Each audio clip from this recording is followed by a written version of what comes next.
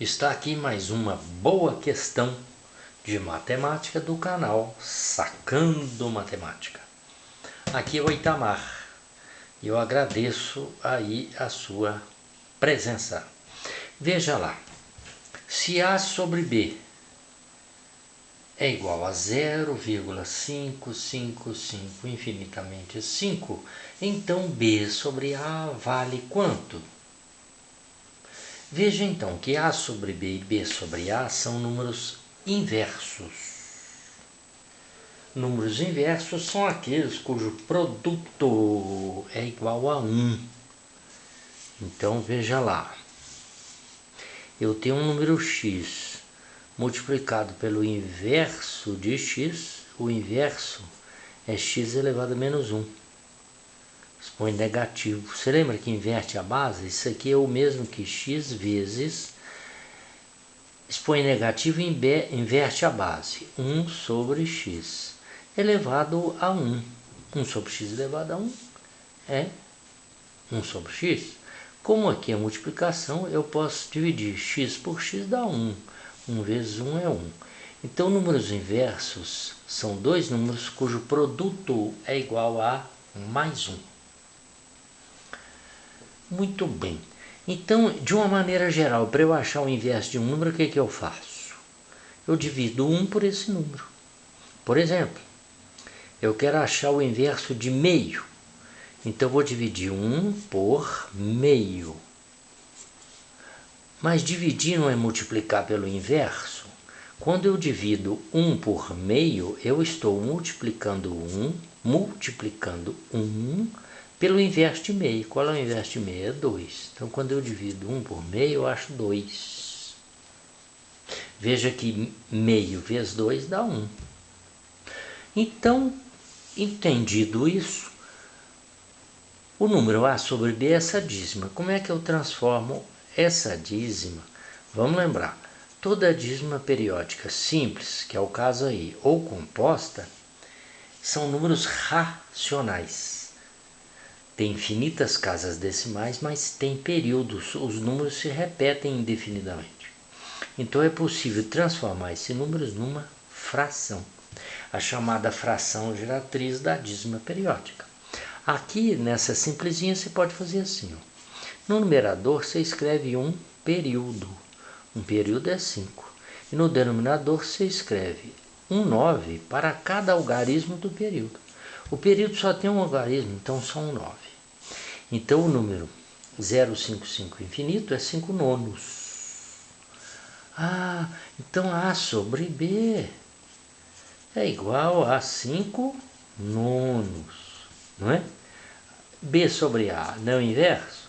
B sobre A é igual a quê? É igual a 9 quintos. Ah, B sobre A é 9 quintos. Mas não tem 9 quintos aqui. Então, divide 9 por 5, né? 9 dividido por 5, se tem 1, 5 vezes 1, 5, sobram 4, não é verdade? Aumenta um 0, vírgula no quociente. 8 vezes 5, 40. Menos 40 nada. Ou seja, 1,8.